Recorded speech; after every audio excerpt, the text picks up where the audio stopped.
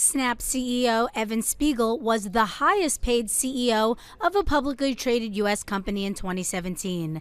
That's according to the Bloomberg Pay Index. Spiegel received a $500 million pay package when Snap went public last year. Rounding out the top 10 were leaders in private equity and technology. Elon Musk and Google's Sundar Pichai ranked at number 4 and 5 respectively. All of them got more than $100 million in compensation. Only 4 women cracked the top 100 of the index.